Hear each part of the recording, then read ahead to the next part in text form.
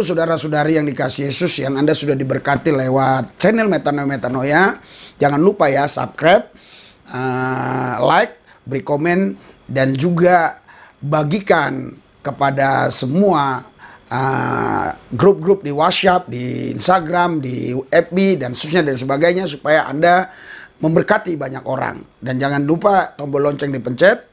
Terima kasih, Tuhan Yesus memberkati. Luar biasa gerakan pemurtadan sekarang. Bisa tak dibuatkan undang-undang orang murtad ditangkap? Bisa. Melalui apa? Undang-undang. Yang buat undang-undang itu siapa? DPR. Yang pilih DPR siapa? Salam Bapak Ibu Saudara-saudari yang dikasih Yesus dan yang dikasih, berjumpa kembali dengan saya Pendeta Aris Lubis. Sebelum kita nonton video ini, kita doa dulu. Tuhan Yesus, urapi lidah bibir hamba-Mu supaya tidak mengucapkan kata-kata yang menghujat, menista, membohongi orang. Biarlah apa yang kukatakan sesuai dengan fakta dan data. Roh Kudus ambil alih semuanya, supaya kami semua yang melihat dan mendengar ucapan-ucapan orang di video ini, kami semakin dikuatkan bahwa banyak sekali orang yang sekarang menjadi pengikut Yesus Kristus. Kuasa Tuhan bekerja, siapapun mereka yang ada di YouTube ini, yang melihat saya, yang mendengar ucapan saya, Tuhan Yesus berkati mereka. Yang sakit sembuhkan, yang susah hibur, yang berseteru perdamaikan, kekurangan diberkati, yang menghadapi jalan buntu Tuhan buka jalan. Karena bagi orang percaya tidak ada yang mustahil. Buat hati mereka bergelora, bergairah, berkobar, menyala, semangatnya menyala, ada gairah roh, ada semangat ilahi terus di dalam Yesus. Tetap radikal kepada Yesus, gila-gilaan, habis-habisan, mati-matian buat Tuhan, tidak cup, tidak kecut, tidak mundur, tetap maju dalam Yesus, dipelihara, dijagai, dilindungi bersama Yesus. Kami lakukan perkara-perkara besar di dalam Yesus, kami cakap menang segala perkara. Saudara, Bapak Ibu sekalian yang saya kasihi, tadi saya sudah janjikan saya ingin menampilkan sebuah video. Saudara, kenapa saya tampilkan video ini? Yang pertama, saya agak gembira ya, tapi di sisi lain juga agak terusik gitu ya. Kenapa saya bisa bergembira? Karena seorang ustadz yang namanya Abdul Somad mengatakan sekarang ya banyak yang murtad gitu ya. Jadi ya murtad yang dia maksudkan adalah tinggalkan agama Islam, ikut Yesus gitu. Itu asumsi saya ya.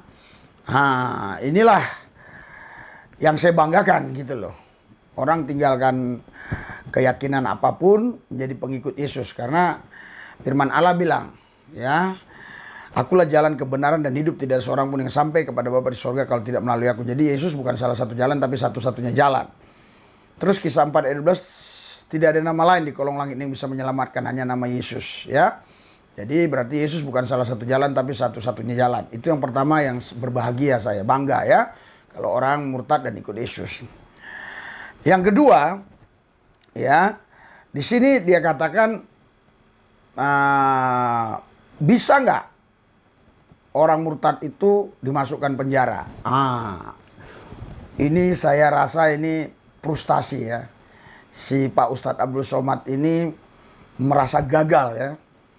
Karena jemaatnya sudah banyak yang murtad, jadi dia merasa frustasi, gagal, sampai dia lupa bahwa dia adalah seorang ustadz yang punya gelar doktor dari Maruku. Tentunya dia sudah paham negara kita itu berdasarkan Undang-Undang Dasar 1945, Pancasila. Jadi Pancasila itu jelas ya, ketuhanan yang Maha Esa, dan konstitusi kita melindungi siapa saja yang mau memilih agama apa saja. Jadi saya pikir ini seorang dokter kok seperti ini bicaranya gitu ya. Anda nggak sabar mau lihat? Nah ini kita lihat. Ini videonya. Luar biasa gerakan pemurtadan sekarang. Bisa tak dibuatkan undang-undang orang murtad ditangkap? Bisa. Melalui apa? Undang-undang. Yang buat undang-undang itu siapa? DPR. Yang pilih DPR siapa? Nah, jadi kalau seorang dokter bicaranya aja seperti ini, bagaimana yang hanya tamat SD, SMP, SMA, mungkin lebih ngawur lagi, ya. Nah, ini aja dokter aja ucapannya seperti ini, ya. Bisa nggak orang murtad itu dimasukkan penjara? Dia bilang bisa aja. Dia bilang, Gimana caranya? Caranya ya kita ajukan ke DPR. Gitu ya. Nah, nanti DPR akan mengubah undang-undang itu gitu loh. Nah, ini yang saya sangat prihatin ya, miris hati saya. Sedih saya ngelihat seorang dokter ucapannya seperti ini.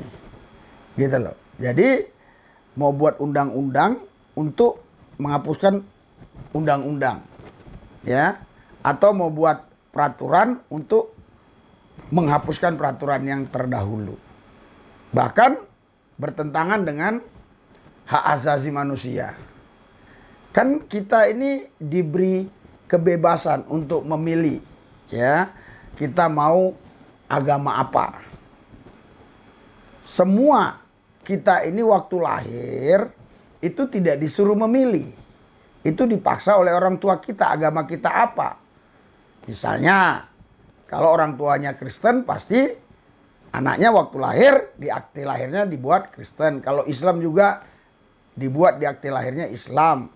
Kalau orang tuanya Buddha Hindu juga berarti di akte lahirnya yang Buddha ya Buddha, yang Hindu ya Hindu. Artinya kita tidak disuruh memilih.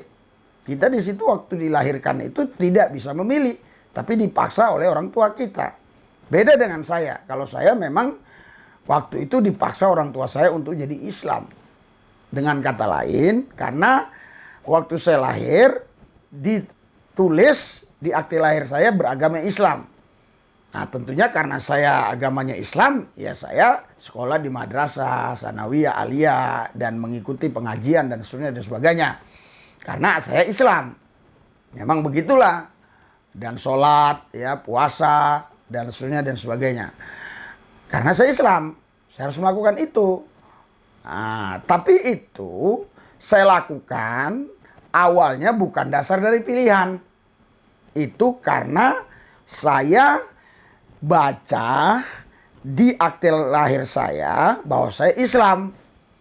Nah, bahkan sebelum saya bisa baca pun di kelas 1 ya kalau nggak salah, belum kelas 1 lah ya, umur-umur 4 tahun gitu, sudah belajar, suruh ngaji, suruh belajar sholat dan segala macam ya. Walaupun ya nggak maksimal sih, tapi diajarin gitu, nak gini, nak gini, nak gitu ya. Nah, sampai kita SD kelas 1, SD kelas 2, kelas 3, akhirnya tertanam di hati kita bahwa kita ini agama Islam, harus melakukan syariat-syariat Islam. Ada rukun Islam, ya, ada rukun iman. Rukun Islam itu ada berapa ya? Lupa saya, 5 kalau nggak salah. Terus iman itu, rukun iman ada 6. Jadi itulah yang disuruh kita lakukan gitu loh. Akhirnya itu kan mendarah daging, menjadi sebuah kebiasaan. Nah, setelah saya usia 25 tahun, kurang lebih demikian, tahun 1996, saya mengalami perjumpaan pribadi dengan Yesus. Ah, di situ saya baru memilih keyakinan saya ikut Yesus, gitu loh. Ah, paham di sini? Ah, pilihan saya itu ikut Yesus itu dilindungi oleh undang-undang. Ya, ini pelayanan kami di jalanan sudah nih. Nah, ini ya, saya mau ikut pelayanan boleh. Anak-anak jalanan, ya ini mayoritas semuanya ini ya Muslim, ya dulunya gitu loh. Nah, jadi saya memilih untuk ikut Yesus, gitu loh. Walaupun awal mulanya keluarga saya itu mengatakan saya itu sudah nggak waras dan seterusnya dan sebagainya, tapi itu pilihan saya dan dilindungi oleh undang-undang, dilindungi oleh konstitusi. Karena itu sampai sekarang saya bisa hidup karena saya dilindungi oleh undang-undang. Kalau nggak dilindungi oleh undang-undang, ya saya bisa digorok gitu. Karena kan ada ajarannya itu waktu perang Badar, siapapun yang murtad itu bisa dipenggal kepalanya gitu. Itu kata Nabi, ya, nabinya mereka tentunya. Jadi karena undang-undang kita bukan undang-undang yang berdasarkan syariat Islam, tapi berdasarkan Pancasila, ya, berdasarkan Undang-Undang 1945 dan berasaskan Pancasila, ya tentunya tidak bisa berlaku undang-undang syariat Islam itu di negeri ini. Ya, makanya saya sekarang tetap bisa hidup. Nggak ada yang mancung saya, nggak ada yang menggal kepala saya. Walaupun memang dulu-dulunya sering diancam-ancam demikian. Tapi kan buktinya saya dilindungi oleh negara. Yang saya sayangkan Pak Abdul Somad ini seorang dokter, itu dia katakan bisa nggak orang murtad itu kita masukkan penjara. Anda tadi mungkin kurang serius ya dengarnya. Ayo kita dengar sekali lagi nih. Luar biasa gerakan pemurtadan sekarang. Bisa nggak dibuatkan undang-undang orang murtad ditangkap? Bisa. Melalui apa? Undang-undang. Yang buat undang-undang itu siapa? DPR. Yang pilih DPR siapa? Nah, kita sudah lihat kan tadi videonya tadi itu. Masa seorang ustadz yang bergelar doktor, kalau nggak salah profesornya juga udah ada kali ya. Oke lah, doktor aja lah ya, doktor dari Maroko mengucapkan seperti itu. Jadi dia katakan, bisa nggak orang murtad dimasukkan penjara? Bisa katanya. Ya kita harus rame-rame datang ke DPR supaya dibuat undang-undangnya. Aduh. Mari kita doalah ya. Tuhan Yesus urapi kami semua supaya kami saling menghargai, menghormati keputusan manusia, siapapun dia, apapun sekarang agamanya, kami saling menghormati. Apapun yang dia mau putuskan, mau pindah ke agama mana, kami tetap saling mengasihi. Tuhan Yesus jamah banyak orang supaya banyak orang yang murtad lagi, yang ikut Yesus. Terima kasih Tuhan. Dalam nama Yesus kami berdoa. Haleluya. Amin. Ini pelayanan penginjilan kita ini. Ya. Saya akan percepat ya. Jangan saudara pikir ini saya sendirian, rame di sini. Ya. Mana dia pas ramenya? Oke. Ya.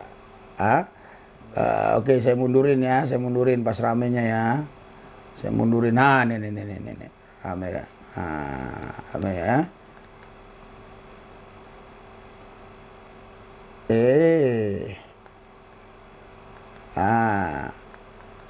Mana ya? Bentar ya pas ramenya ya. Oke ini ya. Ya, kita dengar ya. Suaranya juga saya kasih ya sebentar ya. Bagi dia, tiada yang mustahil bagi dia. Nah. Ya. Anda bisa lihat di video kita ya. Ya. Iya, Anda bisa lihat ya di video kita ya. Judulnya apa itu saya lupa ya. Ya, Armando katanya Ade Armando mengatakan Injil banyak ayat kebencian, bendera Yesus tetap semangat memberitakan Injil. KKR di lapangan ya, itu judulnya ya. Tuhan Yesus urapi kami semua dalam nama Yesus. Haleluya. Amin.